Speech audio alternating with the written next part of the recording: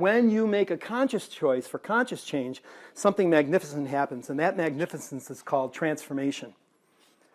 Transformation is conscious change. It is not any kind of change. It's moving from one state, literally, to a higher state.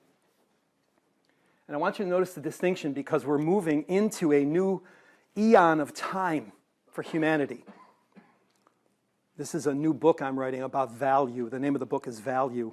There's never been a book written about value, so I thought, well, that's a worthy topic.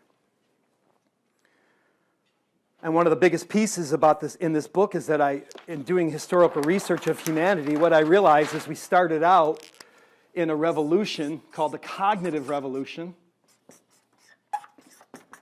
The cognitive revolution became the agricultural revolution.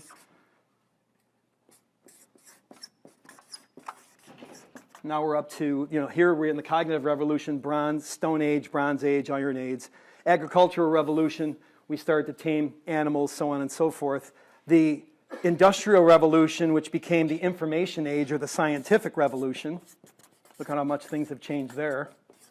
But now we're groaning under the technology, and we see what's happening to our younger generation with addictions and what's going on. And we know something's really wrong, because our parents' generation, or the World War II generation, worked so hard to live as long as they could.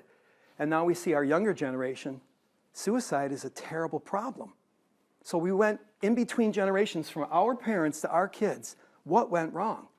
Well, it's a shift. It's a transformational time period where we're moving out of the information age into the age of service.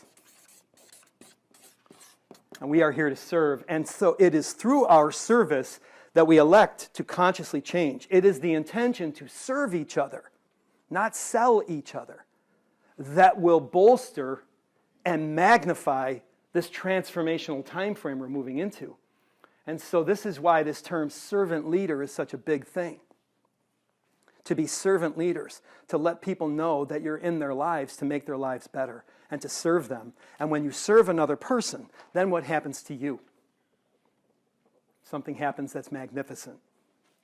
And you begin living in what we're going to talk about as the sweet spot, the soul purpose sweet spot, where you're passionate about what you're doing for people and others. You've got an internal passion, which is intrinsic motivation.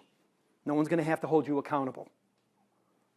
And then you've got your purpose, which is your moral driver, the external factor in knowing that you're making a difference and serving someone else's life and making their life better.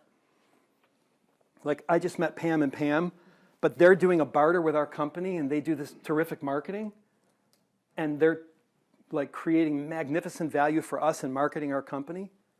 So it's like, I'm really grateful that you guys are here. It's amazing. And to be able to meet under these circumstances where it's, I think, equal gratitude back and forth. At least I'm hoping. That's the intention, right? So transformation occurs. So you've got that difference. They're making a difference in my life. Hopefully we're making a difference in Rayanne's coaching with them and making a difference in hers. And they're coaching Alicia, who's our marketing person, and doing a terrific job there. So you can see that win-win-win. Right? They win, we win, society wins. That's purpose. And the third driver is profit.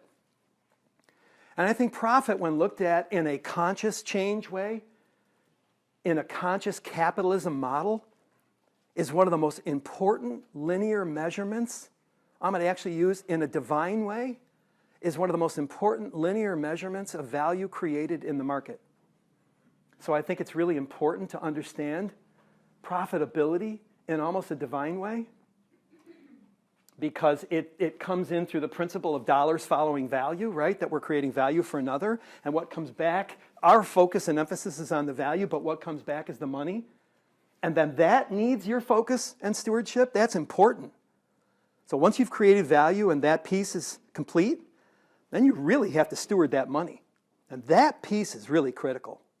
And that's why so many financial advisors are drawn to this work. Because you're tired of the pride-driven model in the financial services industry, which has given, a really negative connotation in the general public's mind around the business of money. And you're recontextualizing what can be done by focusing on money in a spiritual way, in a divine way.